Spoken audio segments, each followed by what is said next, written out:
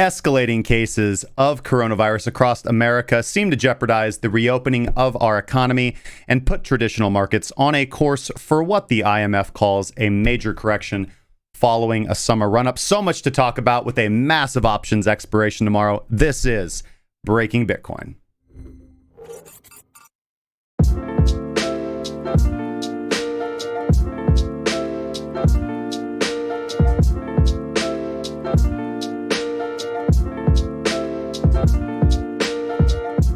Hey guys, I am Chandra from getportal.co and you are watching Breaking Bitcoin.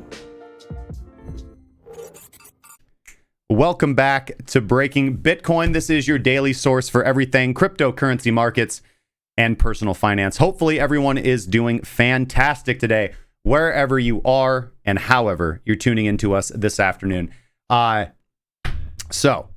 Got so much to talk about. It is good to be back. First off, I want to thank so many people who sent me some amazing messages while I was gone. Obviously, for those of you who are just tuning in today and maybe magically finding the show because you're wondering what to do about the price of Bitcoin today and you have stumbled across this show. Well, we do the show every day, Monday through Friday. I've been on vacation for the last week, a little bit less than a week, but I did get in late last night. I was expecting to be in early, but I stopped off, saw some friends, and I also stopped and saw Ben. So we were getting some stuff done.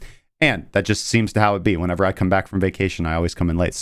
But we're here. We're in the office. Things are good. It is a beautiful morning. It's a beautiful day outside. Tomato plants doubled while I was gone. That's how it works. You leave, you come back for a few days, and you're like, wow, that's a lot bigger than when I first planted you. A lot to talk about today. So hopefully everybody has had a fantastic week. Hopefully, because I wasn't here to say it to you on Monday, hopefully you had a fantastic weekend and hopefully everything is doing well. Let's get into today. I really want to drill in. I want to talk quite a lot about technical analysis today. I want to talk quite a bit about fundamentals actually. And we're going to be talking about options. Now, I also have a few questions that were submitted while I was gone. I had the time to review this morning as I was going through my paperwork and returning all my messages this morning, which is a lengthy task. But some really good questions that I wanted to take time on the stream to answer.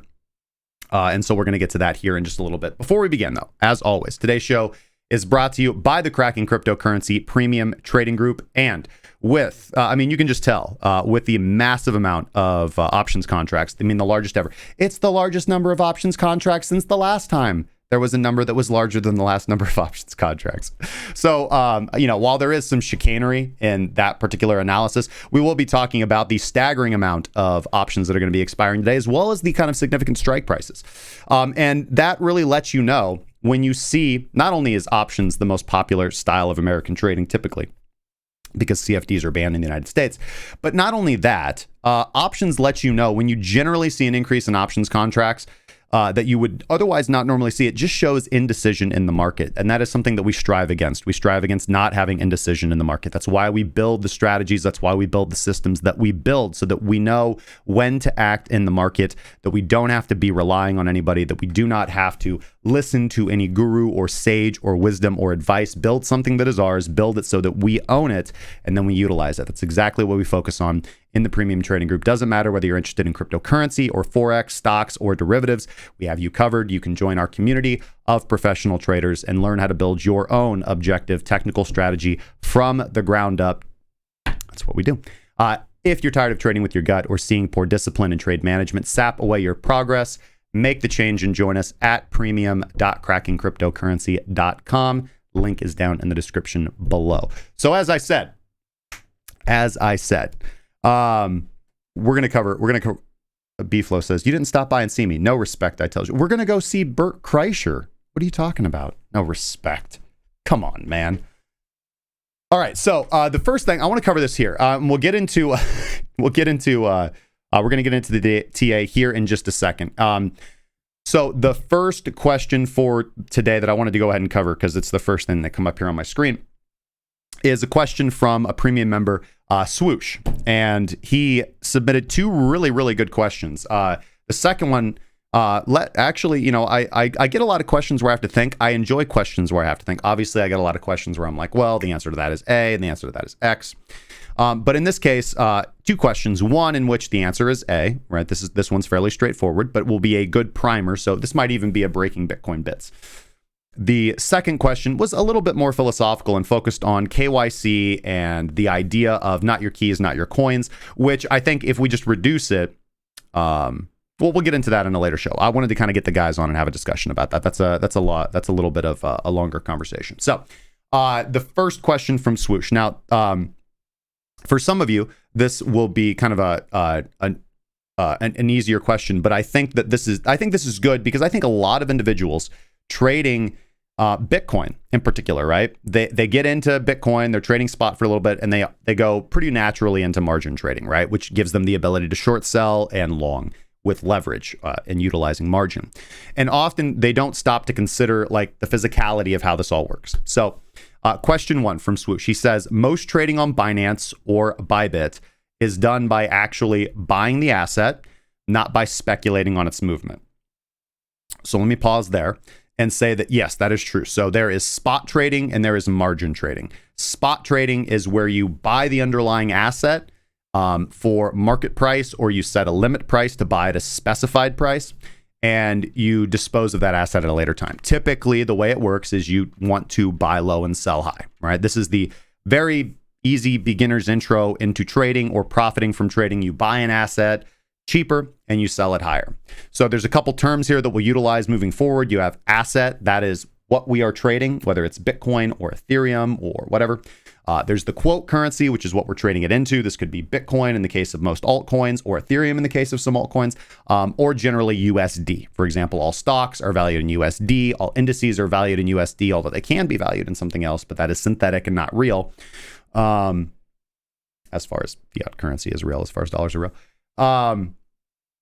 And yeah, okay, so that's going to be important. So the asset, and then there's what's called the underlying asset. The underlying asset is the asset that underlies what we're talking about. So we don't have to just trade assets. We can trade contracts. We can trade bets. Like, I bet you $5 that on July 5th, Bitcoin will be above $10,000, right? And for every $5 it's above $10,000, you pay me $20. And for every $10 it's below 10,000, I'll pay you $20. That is basically an options contract, right? So that's a contract. It's derivative. It's derived from Bitcoin's price. We're speculating on Bitcoin's price via a derivative through a contract between me and you. Okay, this is how options contracts work, and this is also how futures contracts work. Futures contracts is just speculating that the price will be higher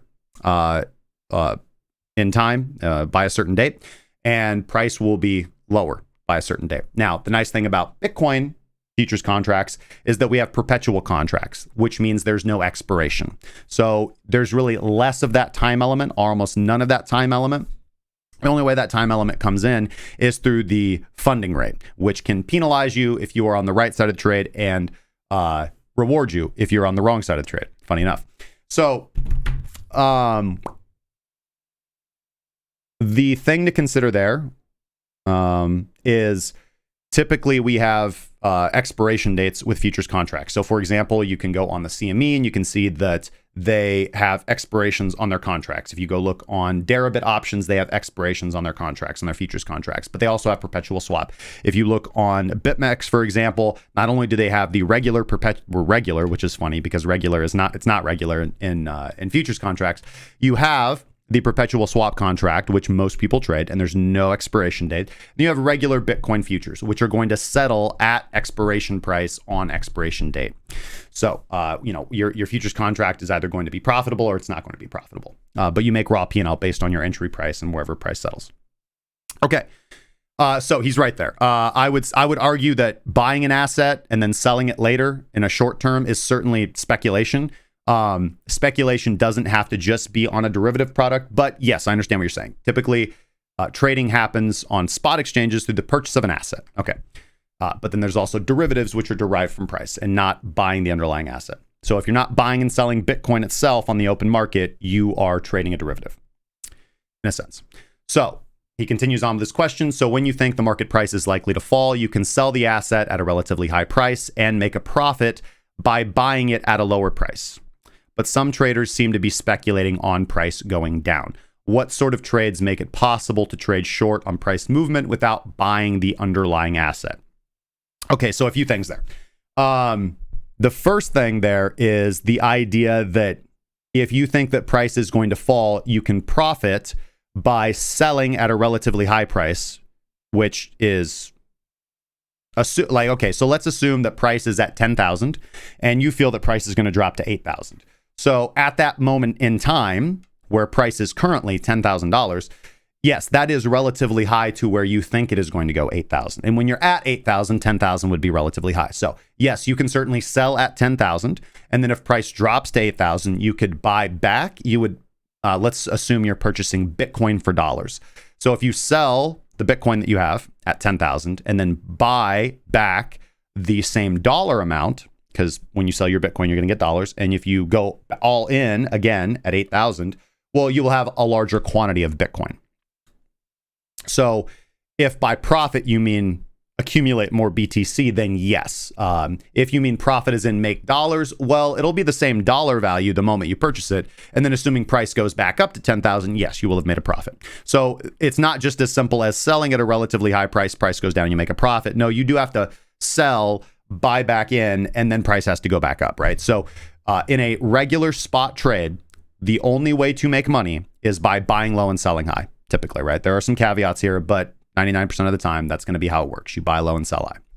So there, obviously there are some bots. For example, I know 3 Commas does this, where they have this short bot, but essentially you're just doing the same thing, right? You are accumulating a greater quantity of the underlying asset by when you think the price is going to drop, selling it and buying back the same amount lower. So you have more, right? And then you wait, and then you think it's going to drop, you sell it, you buy more. So you're compounding the base currency that you have.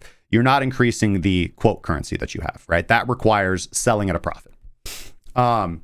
So his question here is, but with regards to speculating, which I feel he is disassociating spot trading and then derivatives trading, margin trading, because margin is a derivative, right? Leveraged futures are a derivative.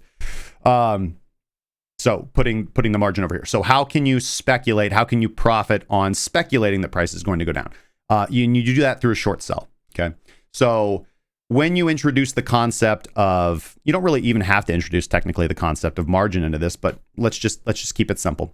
On a futures contract, which is a derivative of price, right? It's not actually spot Bitcoin. You're not actually purchasing or selling the underlying contract. Particularly on Bitcoin margin exchanges, you are selling a contract. You are buying and selling contracts that say this one contract is equivalent to $1 in USD, for example, on ByBit, Inverse Perpetual, and BitMEX, and Deribit, OKEX. And, for every one contract that you buy, let's say you're just going long or you're buying. So this looks so far very similar to spot trading. You buy one contract and at 9,200, or let's say at 10,000, and price goes up 10%. So you sell that one contract, you have made 10 cents, right? You've made 10% on your dollar investment, 10%, you make 10 cents in profit. So just multiply that by how many contracts you make. That's fairly simple. And the reason that works is because you are buying, right, the contract, and you're selling it at a higher price. Simple so far. However, we can also make money when price goes down. And the way this works is by short selling, which requires borrowing. Okay. So short selling is an agreement between you and another person, and the exchange acts as the middleman by making it all happen magically in the background for you. So you don't really see this, but what really happens is that you approach somebody with Bitcoin, okay, and you say, listen, I think the price is going to go down. You're not really doing anything with your Bitcoin right now, are you? Cool. Let me borrow your Bitcoin, please, and I will give it back to you. I'll give you the same quantity back plus a little bit extra in interest, and don't worry about what I do with it, right? So in that situation, what you do is you borrow the Bitcoin from somebody, you short sell by immediately selling it on the open market, and then you buy that quantity of Bitcoin back at a cheaper price. Okay, so now you have more Bitcoin, because remember, you have the same technically dollar amount and price went down. Okay. So you buy that same dollar amount, which is more Bitcoin because Bitcoin is cheaper per unit at a lower price. You return the Bitcoin that you borrowed plus a little bit of interest, and you keep all the excess Bitcoin as profit. That is how short selling works. And it works with any asset, right? So for example, if you wanted to short sell Let's take the SPY, for example. You would borrow SPY shares from somebody who has SPY shares right now immediately. So you have one person over here that you borrowed from, right? Your creditor. And then you sell immediately to somebody else over here. Cool, they're out of the equation. You now have an obligation to return what you borrowed, right? So you wait until price is lower, you buy back. Now you have more, the same dollar amount, right? So because you traded in your whatever the underlying asset is to the person you sold it to, they gave you dollars in return for the underlying asset. So you have the cash, you have the money, but this person doesn't want the money. They want the underlying asset back, the same quantity plus a little interest.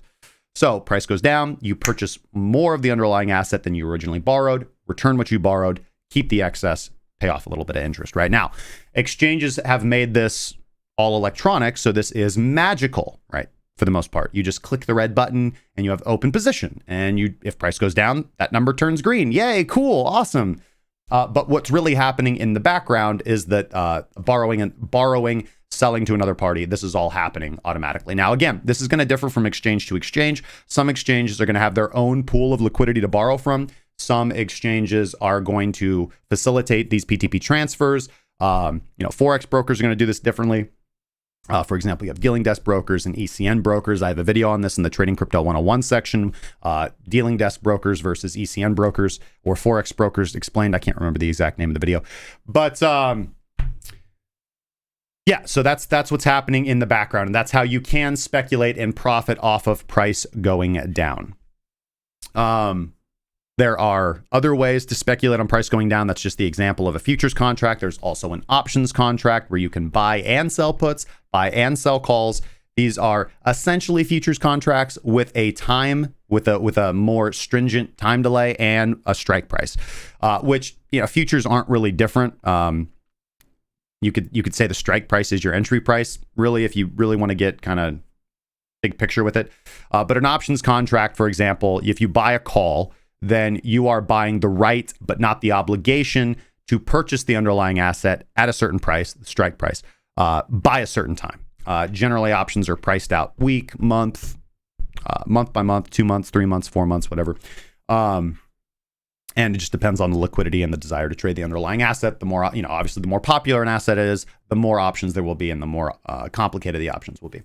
But typically, that's about it, right? You have a strike price and you have a time, and you are speculating the price will be above that price, at which point you can sell. Or, when it comes to making money off of options contracts, it gets a little bit more complicated than futures, because there's multiple things that you can do. For example, you can actually sell the options contract back onto the market, potentially for more money that you would make by exercising the contract.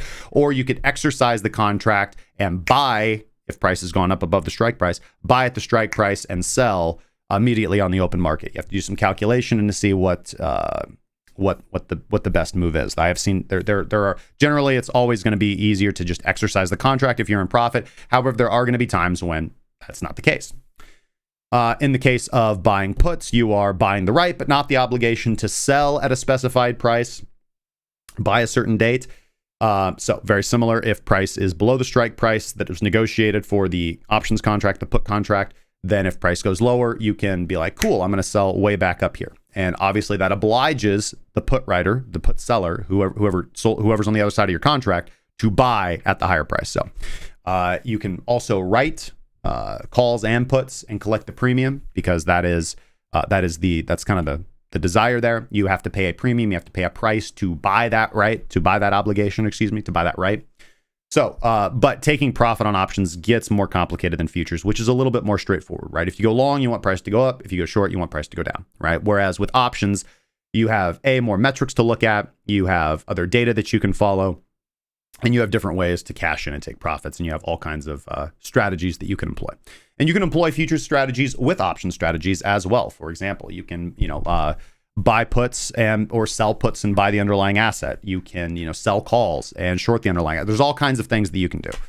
So this is what's pretty cool about derivatives and why they are desirable, and why I've always been pro derivatives in Bitcoin, whereas some people have been screaming that, no, we just need the underlying. Like, no, it's not how you get liquidity in. It's not how it works. You need liquidity. So he finishes up the question by saying, are they more risky given that if the market moves against the trader, they won't be left holding the asset? No, because if you are entered into a futures contract or a speculative obligation, you are still obliged to cover your half of it, right? You can certainly reduce your exposure, and this is one of the attractive features about derivatives, for example. So, for example, if you own an underlying asset and you short sell it at the same time, you're now delta neutral, you are flat, you're not exposed to long or short, really pressure, you're going to have the same amount of USD whenever you end the equation. And this is known as hedging. There's different ways to hedge as well. You can hedge with options contracts. You can be holding the underlying asset and buy puts, right? You can not hold the underlying asset. You could sell the underlying asset, but buy calls just in case price does continue to go up and you can continue to make profit. So lots of different ways, but I would not say you are exposed to less risk trading derivatives. In fact, you are certainly almost exposed to more risk because, well, it just depends on how you go about it, right? So in the case of isolated margin, if you set a stop loss or if you have a liquidation price, and you're not using cross margin, you can only be liquidated the amount of position, the amount of margin that you put into the position, right? So this can, if you practice adequate position sizing, proper position sizing, protect you. So for example, if you're just holding Bitcoin, if you're holding Bitcoin spot and price tumbles 50%, you've just lost 50% of your investment in dollars. You still have the same quantity of Bitcoin. You don't have the same equivalency in dollars because the value of BTC USD has gone 50% lower. Whereas if you were trading, if you had that same amount of money in a margined long, and you certainly hit your liquidation price on a 50% price drop, you would lose all of your investment. So it is almost always more risky to trade derivatives. But once you learn how to trade derivatives, they can be utilized to reduce your risk and your loss over in the spot side of the equation, right? You just have to balance these things fairly carefully. All right, so great question from Swoosh. I really appreciate that. If we have some more time later on in the week, I would like to address his second point, which regards ownership, KYC, and how to kind of, the question is like, without KYC, how do you prove that you own something on an exchange? And this is something that we bang the drum on all the time. Like you can't, right? You are trusting a private company that is semi-regulated or not regulated whatsoever with your keys. And we've seen exchange hack after exchange hack after exchange hack. And that's why we're very strong advocates of not your keys, not your coins. And this is one of the reasons I like margin in Bitcoin, because that allows me to deposit less of my Bitcoin. Hello, microphone. How you doing today? Good to see you. Getting a little dusty there. It allows me to deposit less of my Bitcoin onto the exchange and reduce my risk and allow me to keep my Bitcoin in cold storage or in a wallet where I hold the private keys to, not your keys, not your coins, and still trade the same position sizes that I would want to with all of my Bitcoin on deposit. So with that being said, really good question. Let's continue right along. So other highlights today, let's get into the market here. It is already 12:34. We got to start pumping. Other highlights for today. FTX recently debuted two new contracts, the DeFi perp and the Priv perp. So obviously DeFi allows you to speculate on the broader DeFi markets, and Priv perp allows you to speculate on the privacy coin markets. So Zen, XMR, Zcash, things of that nature. So pretty cool contracts. Again, I'm not actively trading on FTX. I know that Alex is. I know that a lot of the members are. So pretty cool. I am getting more and more interested in trading on FTX. They don't really have, they offer a lot of attractive contracts. And if I was more active and less of a swing trader currently, then I would perhaps be more interested in trading over there. However, I am not. If you guys would like to trade on FTX, you can support Alex, ftx.crackingcryptocurrency.com to go over there and trade. They do have a lot of cool stuff. Compound. We got to talk about Compound. Compound. That's all I heard for the last week. Obviously, Compound has blown out the market. It was listed on Coinbase several days ago, and it was listed on Binance today. So I don't really have, it's pretty early for some TA. I was looking at the Compound charts earlier. It does seem like it's still getting some pretty heavy buy side absorption. Obviously, it listed on Coinbase at around $400, a little bit higher than that. I actually believe 440, and it just dropped to where it's currently sitting at about $200, which is what we've seen over and over and over again with Coinbase, right? They're gaming the market. They've got the pregame in there, and it is really kind of just a unfortunate wave of whales taking advantage and early adopters dumping. However, I will say this, with regards to Compound and how it's supposed to work, apparently it's some sort of money generating machine. I'm aware of what compound does. I'm really not going to get into that in this video, although I do have a decent technical understanding how the protocol works. That's really not my speciality, and I don't want to drown this out with getting into the technicals of how a DeFi protocol works, because I don't believe I'm qualified to do that. However, I will say it's pretty cool. I like what they're doing over at Compound. I like what they're doing in DeFi. Not really my area of expertise or speciality, but I don't really think it's the time to buy Compound right now. I do really feel that this needs to play itself out a little bit. We need to see a little bit of price discovery, but some decent volatility if for the day traders in there. Bitcoin dominance has broken down out of its long-term uptrend potentially. All right, so we're going to take a look at that here a little bit today. Oh, and speaking about Compound, we'll take a closer look at the technicals here in a little bit. But I've got all the market capitalization information pictured up here. But let's talk about the markets right now today. This is what you came for. Let's see here. S&P down. Not one little red cent, right? Everybody was kind of worried yesterday. We had some negative news come out regarding coronavirus upticks in cases in the United States, particularly, and pretty much around the world as lockdown procedures are pulled. But we did see potentially the market respond to that a little bit today, but it is fighting its way back up about 0.25% today, 7.6 points. NASDAQ up 31.6, Dow up 73.7. All right, DAX and the FTSE just kind of chilling. While Japan is not doing much over there, honestly. All right, let's look at currencies. Dixie up a little bit today, as are, yeah, I just wanted to make sure here. Yeah, yields are down, so prices are up.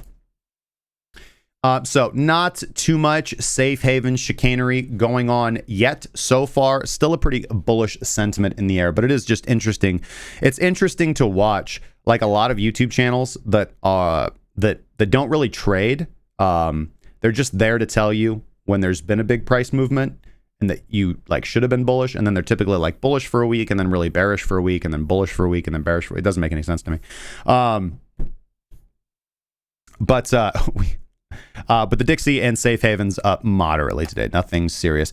Silver's in play. Silver is doing a little bit of a thing. Obviously, gold hit a new 8-year high. This is really cool to see. Stocks are lagging behind gold a little bit, so I think that gold stocks have some room to continue to move up. I want to actually thank Challenged Investor who did shout me out on that last week when he dropped me a line. He said, "Hey, gold stocks are the play. This is what's up," and he was absolutely right. So really good continual movements coming out from gold. Out of the futures today, we're down about 0.25% on gold, so just a little bit of a pullback. Nothing insane. Crude oil is doing well, up about 2%, and I got to enjoy that. So I was on vacation. And Monday rolls in and I just see, boom, TP1 hit on my DBO trade and my BCO trade, Brently Crude, the CFD. Those were pretty much the only trades that I had open, save a couple FOREX trades. One of those unfortunately ended up stopping out, but the other one is in good profit. So, that's pretty good. So 3 winning trades so far and 1 losing trade is what I got to enjoy over the weekend and coming home to closing out actually DBO and CFD.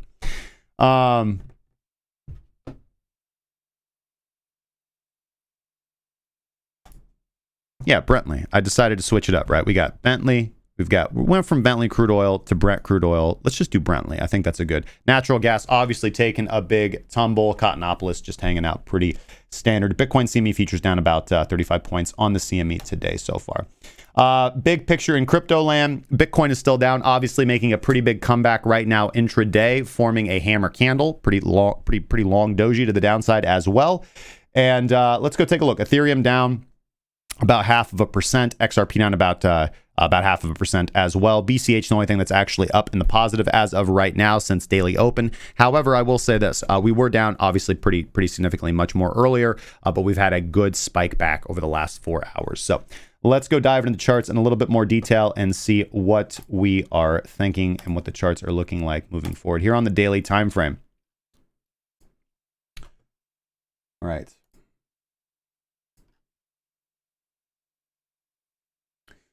All right, so we had a fairly interesting week. While we were here, I was talking, basically all of last week. I kept the narrative very, very similar. I said this is not that I wasn't putting on long-term short positions. That this was not the area. Not only did the system not signal for it, neither this nor the Donchian system. And remember, the last time that we were here, we had some of these conflicting signals right here.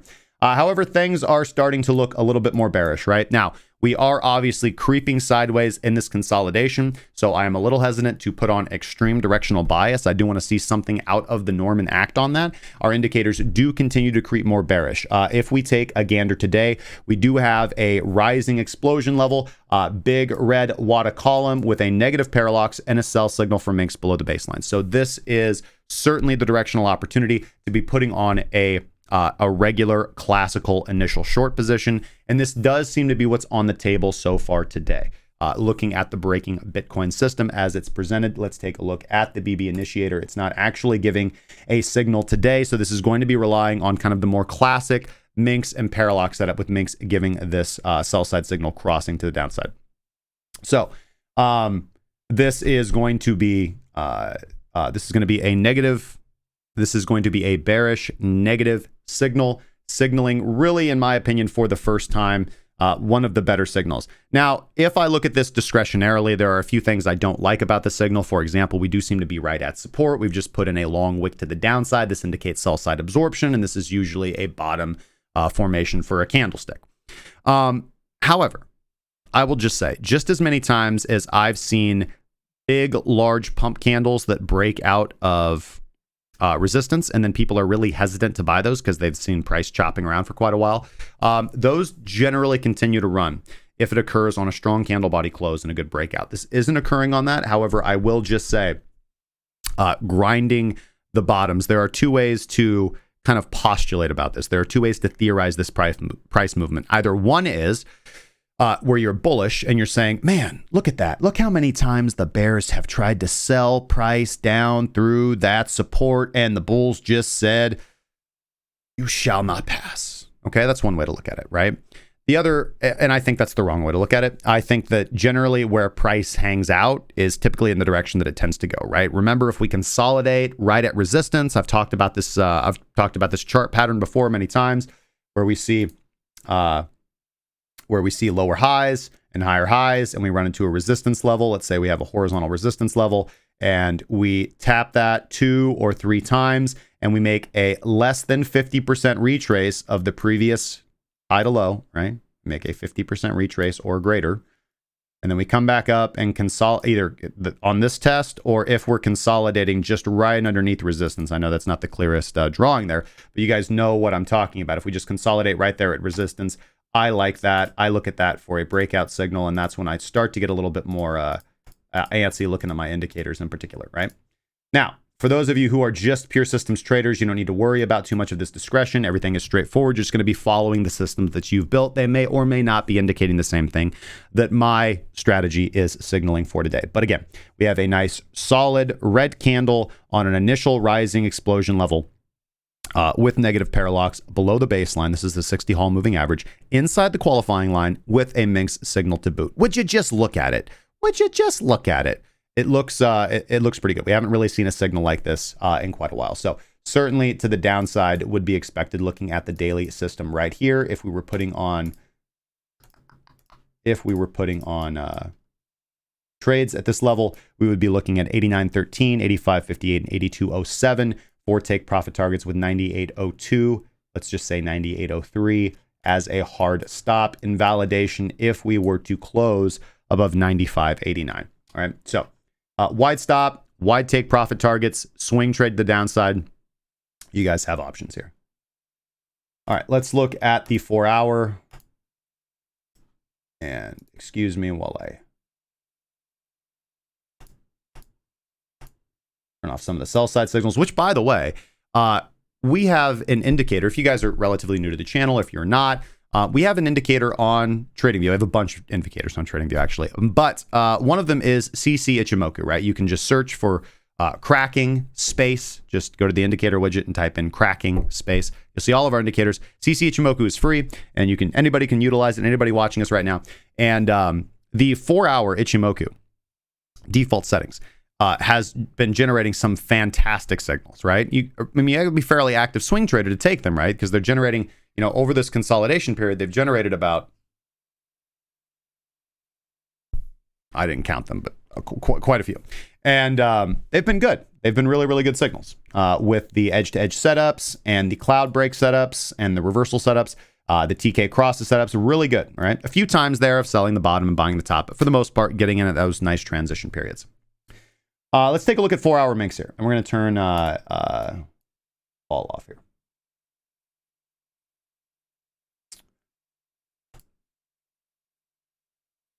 All right, so Cybot signaled for a short right here and exited in this consolidation, so good entry. We had quite a few bottom feeder signals on this low. Bottom feeder signal here that wasn't good, but bottom feeder caught this bottom right here, caught this dip, opportunity. If you held, certainly. No, it dollar cost averaged you back in. So bottom feeder signal right here, good opportunity there. Cybot signaling for another short and no bottom feeder signal. So potentially a little bit more downside. However, one thing that I would say, and this is why I would like to kind of see this this bottom out and maybe retest the median around 9,400 is because Minx did just go oversold right here. Minx did just get heavily oversold and is bouncing back up. So unless we top below zero, that's what I would kind of look at for that good continuation signal. So if you want to kind of optimize a better entry, this initial buyback is certainly a good start, right? We've bought, we've came back to the, I would say the last wave of selling pressure. So if we are going to break down and stall out here at support, this would be the area to do it, or a little bit higher, maybe around 94, 9,500. Cybot though, in an active short, we'll see how that one plays out so far. All right. So 4 hours, fairly clear. I would say from looking at the 4-hour chart that we do have a little bit more short-term upside coming in. Pretty big selling pressure on that recent dip to the downside. 45-minute chart. Let's get zoomed out here and take a look. So we just formed a point of control. We didn't just form a point of control. We always form a point of control every single day. But we did fill an untested point of control at 9,100 that we had since the 15th of June. 15th of June. So a week or so since we last tested it. And again, here is kind of that breakdown zone right around 93.07. We can see we broke down below it, attempting to come back above it. 93.07, if we break above this, I would see us retesting this inefficiency right here around 94.70, I think would probably be a good upside swing target for intraday longs. Untested above us, we do have, we've talked about 10,000. We got to go back above 10,000. So we'll just leave that one be. What do we really see over the week? I mean, not too much. As we were going into the weekend, we saw price basically slide and sell off, followed by roughly a 3-day rally, a day of consolidation, and pretty violent sell-off. Over the last few days. Obviously we have culminating here. This day was a pretty big day.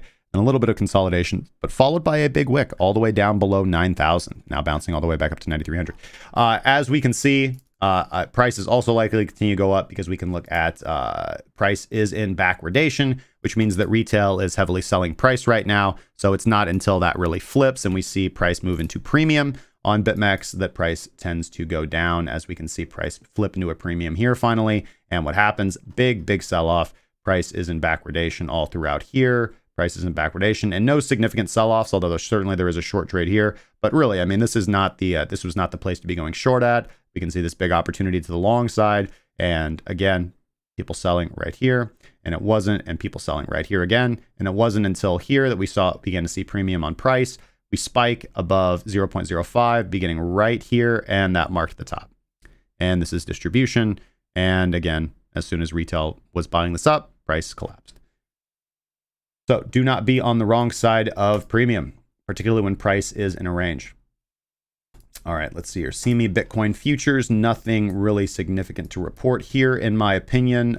Gapped up slightly, that has been filled, and really nothing significant to talk about. In a big way, just oscillating around that $9,400, $9,300 level that we had kind of talked about back over here with some pretty big sell side absorption, but I would say getting a little bit weaker. However, one thing that I will be quick to point out and say that it doesn't matter is this series of lower highs, right? So classic analysis, a trend is denoted by higher lows or lower highs. What are we seeing right now? I would say roughly equidistant, and if not lower highs and higher lows, which you can view as an ascending triangle, or you can view what I think more appropriately in a symmetrical formation, which is consolidation, which means you should back off having a strong directional bias and wait for confirmation, wait for a strong breakout or breakdown. That's about it. By the way, sorry I missed this, but I just was looking through the chat log and I see it right now. Jose Caneta Thank you so much for the $20, my friend. Highly appreciated. And he says, just because, man, just because. Well, guess what, Jose? Why don't you drop me a line in the Discord and give me your shipping address? And just because, I will send you a t-shirt of your choice from the Cracking Cryptocurrency merch store. Anybody can check that out at crackingcryptocurrency.com/merch or go to the website. There's a merch store there. So hit me up in DM, my friend. Tell me what shirt you'd like, and you got it on the way, man. Just because. Thank you so much. All right.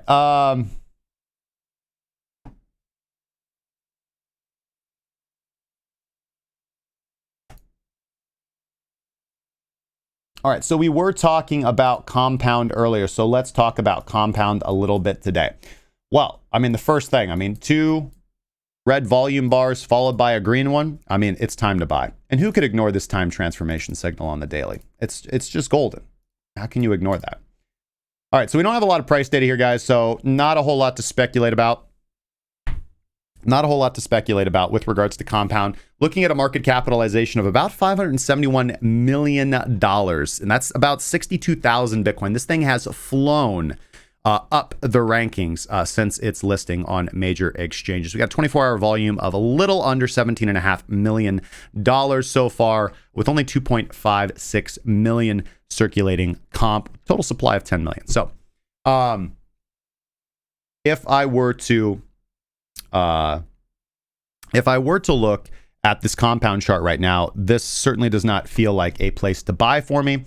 I can see some big, heavy sell pressure, and on an attempted pump, we see a doji sell side. So it does seem that buying and selling pressure seems to be equalized on a daily basis, but we certainly need a little bit more data before we're swing trading comp on the daily. Let's go down to some time frames where we do have data on. I do feel just a little validated because we were looking at this chart earlier this morning, the team was, and I said, this is something I would like to sell if I could. And I feel fairly justified in that. So as I said, price listed around, for what did we open at? So we opened at about $427. And in the first 15 minutes ended up closing at 246. So, I mean, immediate, violent, huge sell-off. This is how it works. Let's we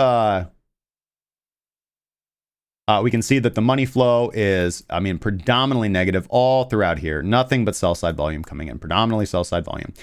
We do have a couple spikes here, right? We do have a couple big buys, but one thing I want to point out is basically after price just like teeters down about $20, right? So about 5% for over the course of quite a while. We do get a couple early absorption pumps here and here, but significant sell side flow, right? Significant sell side absorption followed by right here. Look at this. This is some pretty heavy sell pressure right here. Those are some pretty big volume bars relative to what we've seen, almost equalizing the volume that was purchased right here. So I don't know if I'm not sure of the game here, or really what the speculation is. This could just be more people dumping that had bought earlier that are holding on. But this does seem like it has far more downside in mind. So I would not be purchasing comp at these prices. Certainly wait. If you guys want to buy something overpriced, go buy BAL on Uniswap. All right. So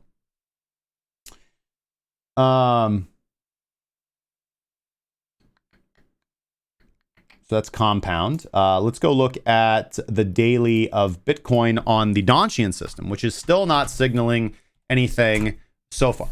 Donchian system is not doing anything on Bitcoin at the moment. As you can see, we are below the Donchian, the KV226 here, and we are within the qualifying line. We can see that the true strength index is negative and clunk to the downside. Time transformation is crossing under, actually gave a sell side signal on yesterday's close, which if you would have taken that signal would have put you in for a very nice wick to the downside if you had to take profit anywhere within here. It hadn't done that since this candle right here, and you kind of had the same opportunity, nice wick to the downside. Let's see here, unconfirmed cross over here, and then yes, fresh cross over here. But again, the same thing that has kept us out of shorting BTC on the Donchian system for a while has kept us from shorting it here, which is the money flow being positive. This is a centered oscillator. It generates signals by being above or below the zero line, or the initiation level as we call it. And it is above. It is above. It is actually climbing a little bit today, right? So this we could 7-day this out. We could average this out. We could smooth this out. I've seen different ways of people utilizing this since I've been mentioning it. But again, think the centered oscillator is one of the better ways to go. It is going to let you know when the trend is bad. Because again, for example, let's take a gander over here. So we can see that money flow doesn't actually go negative until around 8,766. So on this run up to 10,385, it would not have had you short until right here. So right around here. You would have had about a week of drawdown and then not much, and then a huge move into the downside. And we can see this is very similar on the shorts that it does catch, right? And what it is doing, it is attempting to keep you out of, and what it does a good job of, is attempt to keep you out of shorting things like this where you're not sure, and attempt to keep you out of shorting things like this where there's not much maneuver, and keep you out of shorting pullbacks, right? So again, when you are in a bullish trend, you want to be buying pullbacks. When you are in a bearish trend, you want to be shorting corrections. So fairly simple there. So nothing to do on the Donchian system so far. However, all of our indicators are quite negative. I want to point out the True Strength Index did actually signal for a short all the way back over here at around 8,800. So not the best time to take the signal. Let's see here. True Strength would have given, TT would have given you a much better entry right here around 95.30, which would have taken entry into a short right around here, would have taken some steel to hold it, but you've been in profit most of the time putting on that position. So, all right, it is getting. I see we've got some hardcore emojis coming in the chat.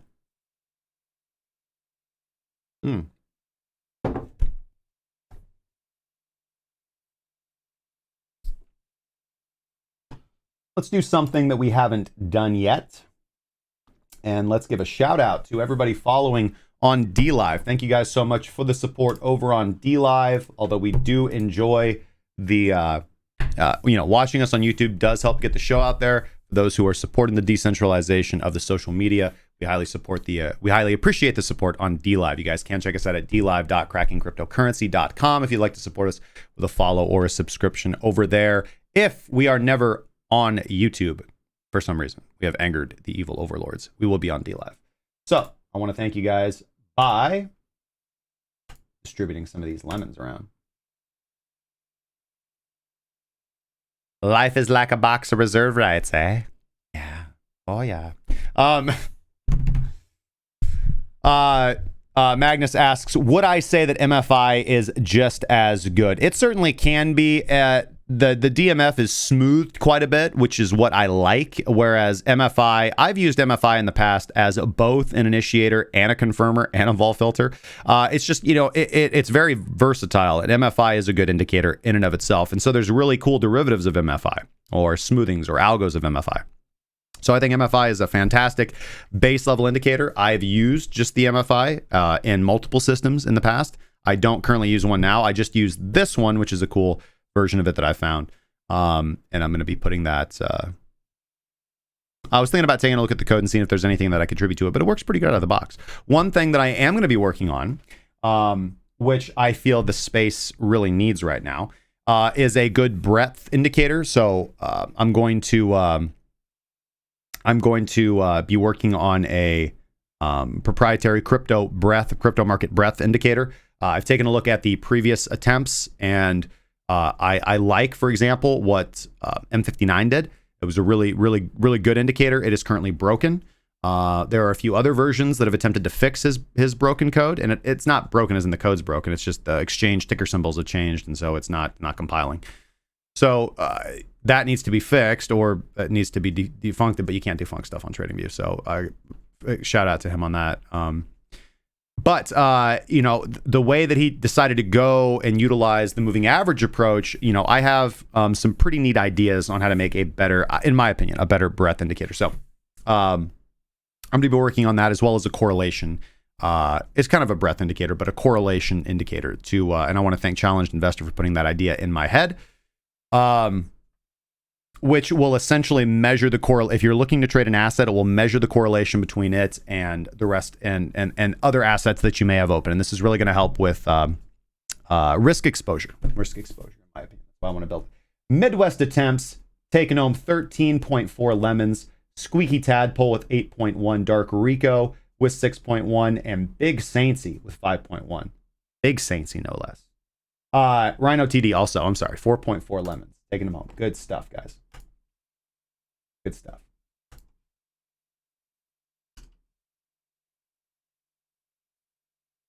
Okay. What time do we got? All right. It's 1 o'clock. We have to get to the news because obviously it's my first day back from vacation. There's a lot to do, a lot to catch up on, and I have a few meetings at 1:30. So let's hop into it. Before we get to the news, I would like to check in with junior correspondent and Bitcoin weatherman, junior analyst, Midwest Attempts. Midwest, what is the weather like out there today?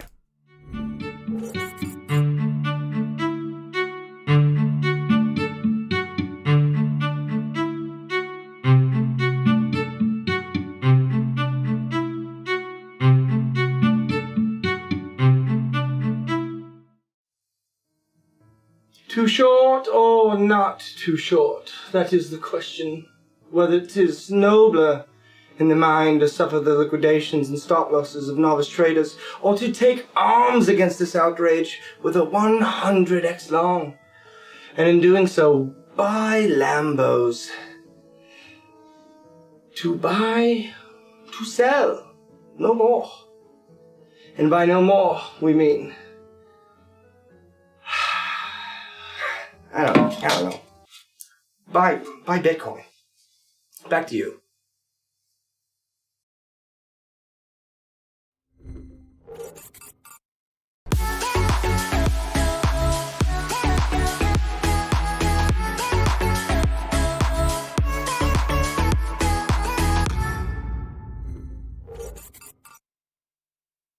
Fascinating stuff, Jason.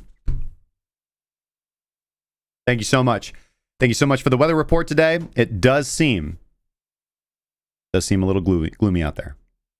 All right. If you guys like that, make sure to show Jason a lot of love in the chat. He works really hard to put those weather reports on. So, all right. Let's move on to today's news. Things that I want to cover.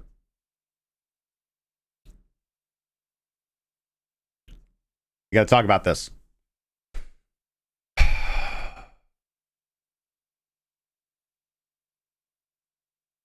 All right, so this is from Cointelegraph. Bitcoin options open interest hits peak hours before giant $1 billion expiration. Oh my God, it's the largest amount of open interest we've seen since the last time we had the largest amount of open interest. Now, it is a sign of a growing marketplace to continue to see growing open interest and access to derivatives, such as options contracts. And as options are the most popular form of trading in the United States among professional traders for the most part, because CFDs are banned, and in cryptocurrency we can trade CFDs because that's going long and short.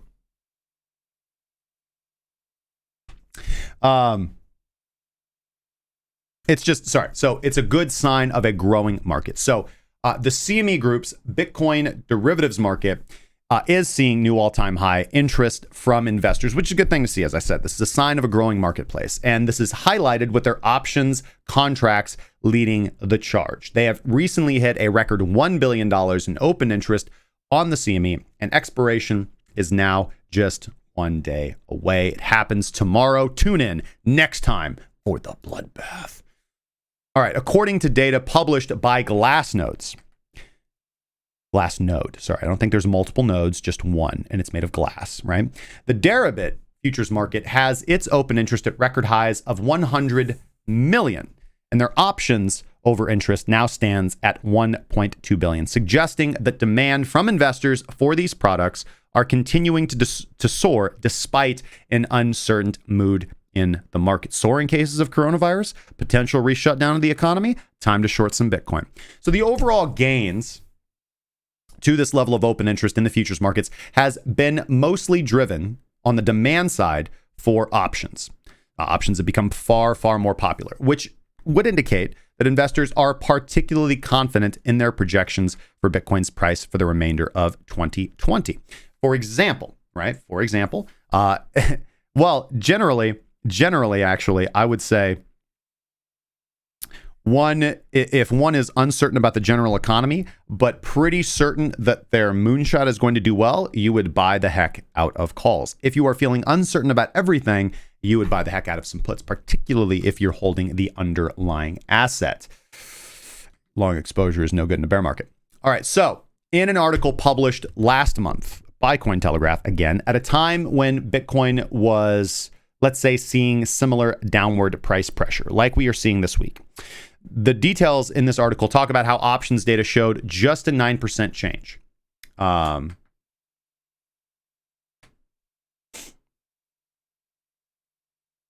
Okay, excuse me, a 9% chance that Bitcoin reaches 20,000 in 2020. What was really neat too, and we can look at this over on Skew, is just see really who's not this one. It's Bitcoin options research, right? We can see price by strikes. I think I'm gonna have to expand. Here we go, page 104. Let's go find. This is Skew data, by the way, if anybody's interested in this. Get the put call ratio.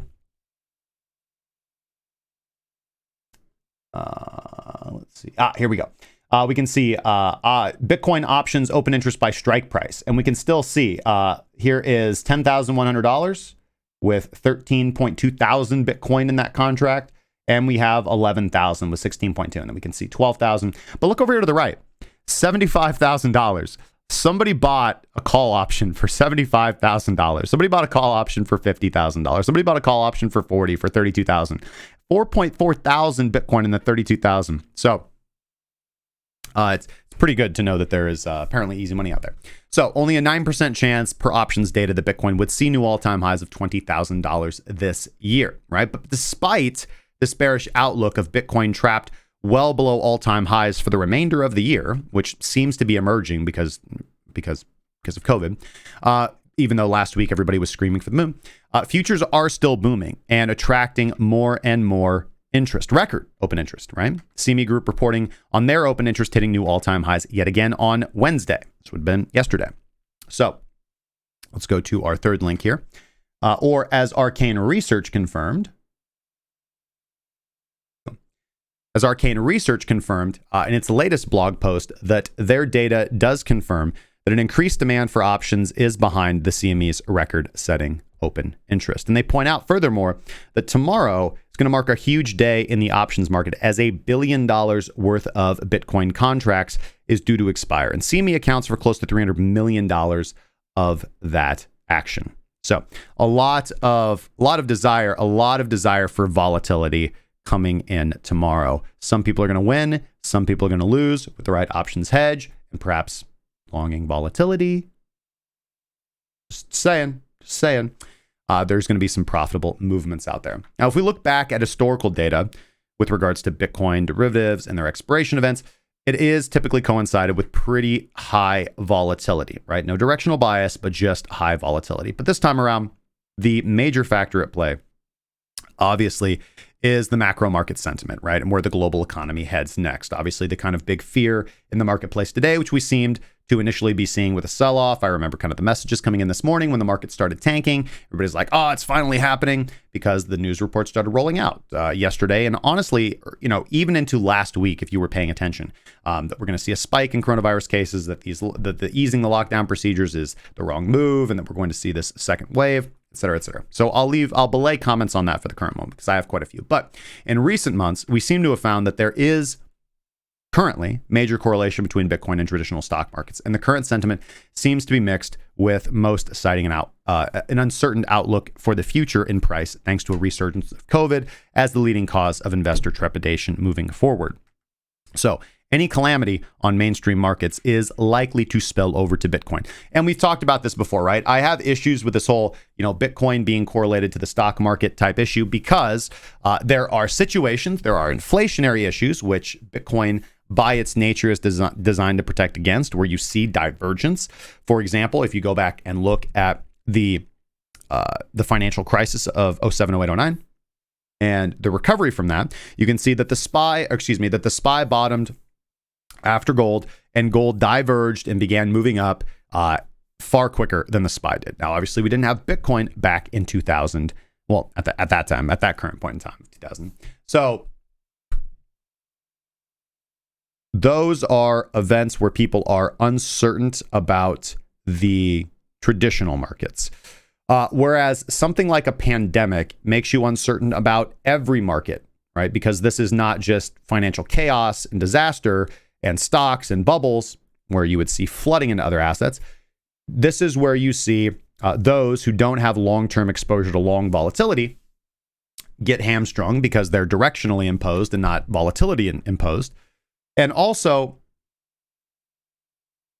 the events, so deflationary events pull money out of all markets, right? So in March, when everything sold off, everything sold off. There was not a safe haven to go into except for long exposure to volatility, right? So this is the method in which if the markets move in any direction significantly, you make a lot of money. Most of the time, longing volatility will draw you down, right? But it's a good part of a balanced portfolio because it is going to perform extremely well at times when your long exposure in other markets does not do well. And typically, historically, long exposure has been the better thing because the world moves forward and prices go up, whereas shorting is short-term, typically fundamentally based.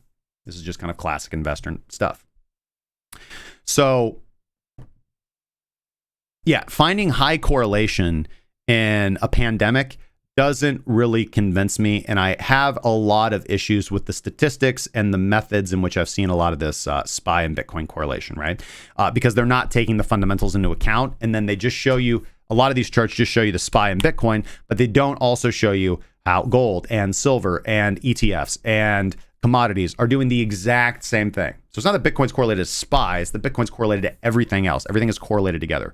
Sometimes you get, it's a coefficient. Sometimes you get less correlation, right? Sometimes you get negative correlation, but everything is certainly correlated in the fact that everybody utilizes the same unit of its accounts, and everybody utilizes the same quote currencies to trade these things around, and everybody utilizes the same base currencies to trade these things on and trades them on the same market. So yeah, there is no way around correlation. If we want to take a huge philosophical step back, systems thinking, everything is interconnected. There's only one massive system that runs and everything is a cog in the system. But that's maybe a little bit too much for the purpose of this show. Yesterday, of course, Bitcoin did see quite a bit of a sell-off, potentially driven by talk of miners preparing to sell more coins, along with tokens associated with the Plus token Ponzi on the move again through the mixers. So there was plenty of news events to have triggered the dump to 9K. Despite all this, though, it seems that Bitcoin is mostly moving alongside equities and related COVID news. I really don't think it's the Plus token scandal. I really don't think it's any of that is making the markets move in such a significant fashion. However, we have greater access to more detail in the cryptocurrency markets than in stocks. Still, crypto markets are bracing for another impact. Everybody can feel it. And this monster $1 billion in options is set to expire tomorrow. And wild volatility may return to Bitcoin yet again following weeks of relatively stable price action in the mid 9,000s. So you guys need to find some long volatility exposure, and you guys need to find some way to be on the right side of the market, whichever way it moves, or limit your downside, right? Again, trade your system. If you just trade your system, you can largely ignore the fundamentals. There are going to be options. There are going to be opportunities like right now where long volatility exposure is really attractive, right? But we'll get into that later.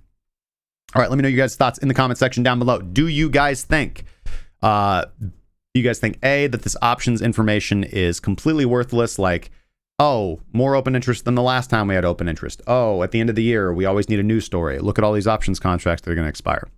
Or do you take it more seriously in the context of the fact that we are stagnating and we see open interest rising, indicating confusion among traders? Does this tell you to step back from the market or to dive headfirst into the market with your directional bias? Let me know down there. I'll comment.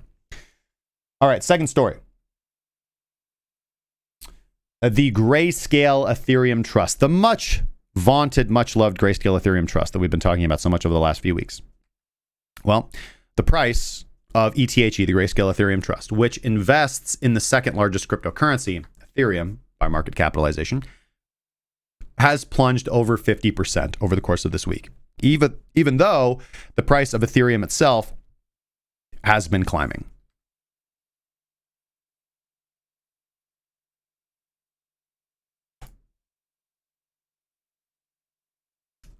Sorry, hold on. Let me get the right link.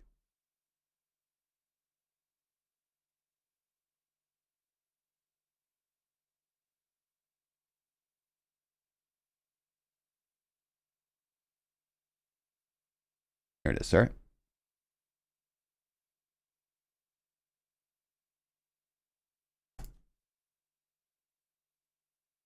Boom. Oh, I would love to claim this offer, Bloomberg. Do I not have my... Yeah. Maybe I got to clear cookies. Enable TCP IP settings. All right. Daniel Marini, thank you so much for... Mariani, thank you so much for the subscription on YouTube, my friend. All right, so the fallout of ETHE is detailed in this latest piece from Bloomberg, and the sharp decline could be attributed to accredited investors such as hedge funds liquidating their holdings after their mandatory 12-month lockup for investment into the trust has ended, which it now has.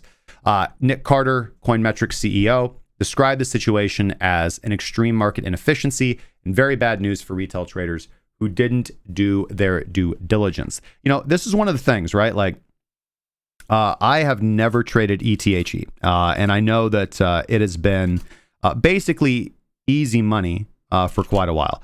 And that's always when I get a little it's always when I get a little hesitant to purchase into something when it just seems too easy. Typically, retail traders tend to be wrong, and you can be wrong. The market can be irrational longer than you can remain solvent. So it's just deciding when to put your capital at play, right? Now, something that we reported on in recent months is that the shares of the Grayscale Ethereum Trust were trading at nearly an 800% premium for their relative to their net asset valuation. And currently, ETHE shares, they're trading at $92 after dropping nearly 60% over the course of this week. And with each share, according to Grayscale's website, containing only about 0.093 Ethereum, or about $22 worth of it, that means that the price of Ethereum shares collapsed from over $200 to an $83 low before recovering to a little over $90 this week, right? The actual cryptocurrency underlying each share in the trust, Ethereum, has actually appreciated recently. So issues there. Ethereum went from $227 to $250 throughout this week before experiencing this correction, along with everything else that has taken it to $229. At least it was earlier when this was written. Now, in an official statement sent to Bloomberg, let's see here, made a nice statement here that Grayscale does not control the prices at which our investment products trade in the public market, but are instead subject to market forces. Well, thank you so much for enjoying all those premiums. Grayscale is, of course, not responsible for market movements. And I'm just kind of wondering, like, what the big... Let's go take a look at the charts.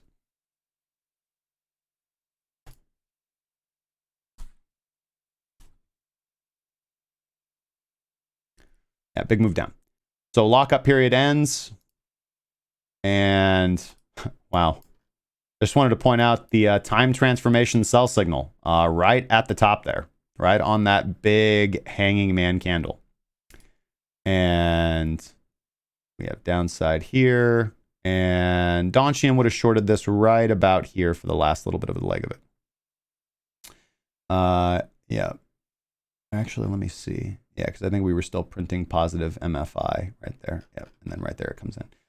But I think we've covered this before. We have a ton of potential buys here, here, continuation, here, continuation, and continuation here is the last leg. Beautiful run up, sell signal right at the top, and a fantastic trade for ETHE. Yeah. And so far, no big bottom signals. However, we are back. We have fallen back down. Big sell side volume right here. Huge sell side volume on this hammer candle, slipping a little bit further today. But this most likely does. What was the low here? Of $78. Probably does represent the local low for right now. I would be surprised if this pushes much further, especially as we've come into a zone of contention. This was a previous zone of contention right here. Zone of contention is just a term I'm using to mean an area where price consolidated at, right? Where there was a big agreement between buyers and sellers on this is a fair price for this asset. So, these are train stations, these are train tracks, and price likes to stay in the train station for quite a while. So I would not be heavily speculating on ETHE at this point in time. I would be waiting for another wind up, which we can see took quite a long time for ETHE here. Wind up and a pitch, wind up and a pitch. And that's really what we're kind of looking for. And we could potentially be in a wind up pitch right here. Do not believe you can short sell ETHE shares. They'd probably be quite difficult to get hold of.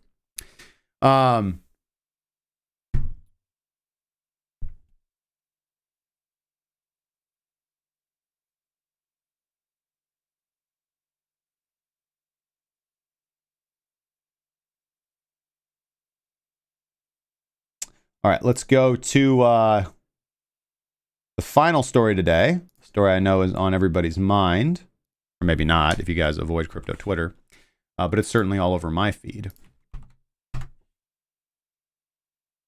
All right, we have finally had a judge rule on Craig Wright's autism defense. Now, you know, I have a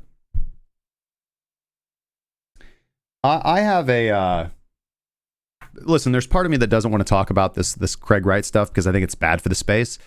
Just in case, you know, I have not made it more publicly clear. My personal opinion is that Craig Wright is certainly not Satoshi Nakamoto.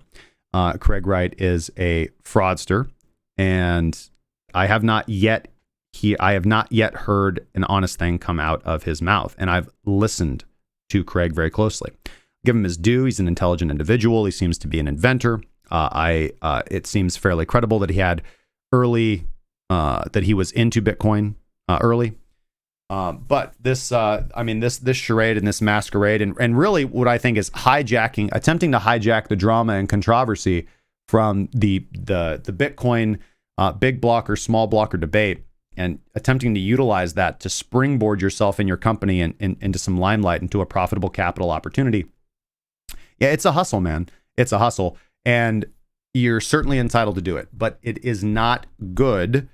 Or maybe it is. Maybe in kind of a burning bush, like, you know, the lightning comes down and burns the prairie grass once in a while so you can weed out the bad roots. Maybe it's good in that kind of sense, but it's certainly not good for the progress of the space, because it's caused a lot of, you know, people have known this for a long time, right? Bitcoin used to be fairly simple, and then kind of following 2016, everything's gotten far more complicated and heated in rhetoric with regards to the Bitcoin BCH BSV thing. Now, there's a clear winner in this, and, you know, a ton of individuals that don't get on board with the concept of the Lightning Network, but they're entitled to do what they want. It's a free and open market.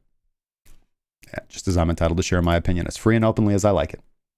But a judge in the Kleinman Wright case has ruled against the Kleinman legal team's motion to impose sanctions on Craig Wright. So the case is now cleared to go to trial. And Craig Wright, obviously the individual who promotes himself as Satoshi Nakamoto, is not going to be receiving court sanctions and will be allowed to present an expert witness in support of his autism claim, which, again, Craig Wright brought up to attempt to justify why he lied to the court, submitted deceiving documents, made you know, this isn't really relative to the court case, but it certainly could be brought in, you know, made contradictory remarks on Twitter as opposed to what he argued in court, was publicly embarrassed when an individual signed with the keys that he provided, which he then turned around and cleverly said, well, listen, I never said that those were my keys. I said those could be. I had so many Bitcoin wallets, I couldn't possibly remember all the keys. We already went over how in the early days of Bitcoin, there wasn't addresses as we think of them, right? The P2SH. There was just pay to pub key, and hopefully I'm saying that right. And so this would have been a much longer address than the ones that he put up there. So it's fairly obvious, and Jimmy Song went over this pretty well, that whoever provided those addresses, it seems fairly obvious they just went to a block explorer, and not a really very good one, because block explorers will take those early addresses that aren't valid current addresses, and they will translate that into a valid address. So it's not actually a real number, and anybody who was actually back there and mining at that point in time would know this. So whatever the truth of the story is, I'm not really sure. I'm sure it'll come out in some Netflix documentary at some point in time, or somebody will whisper it into my ear at some San Francisco nightclub, and I won't believe them. But Judge Bloom, is the judge in the case, has ruled against a motion that the Kleinman legal team filed on May 21st, requesting sanctions to be imposed rather than proceeding to trial in response to the court finding that Wright has committed perjury, produced forgeries, and engaged in judicial abuse. And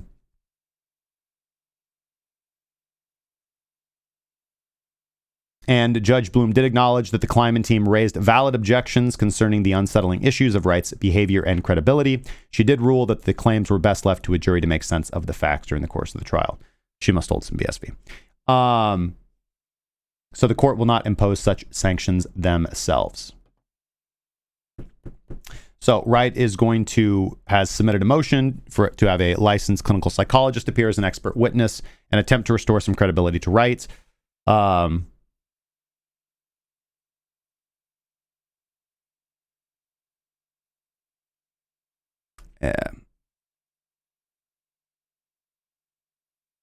I don't want to get hate spammed with this, right? But I do not believe that it does not appear to me on its face, right? And again, if somebody shows me some convincing psychological evidence, I'm always open to change my mind. But if you present yourself as somebody highly clinically smart and competent, and then you lie and you say, well, the reason I lied is because I'm on the spectrum. I was not aware that being a liar was a big side effect or a big symptom of being on the autism spectrum. So that on its face strikes me as really, really reaching. Now, again, if somebody can show me some really convincing documentation that says, oh man, people who are on the spectrum lie all the time. That hasn't been my experience.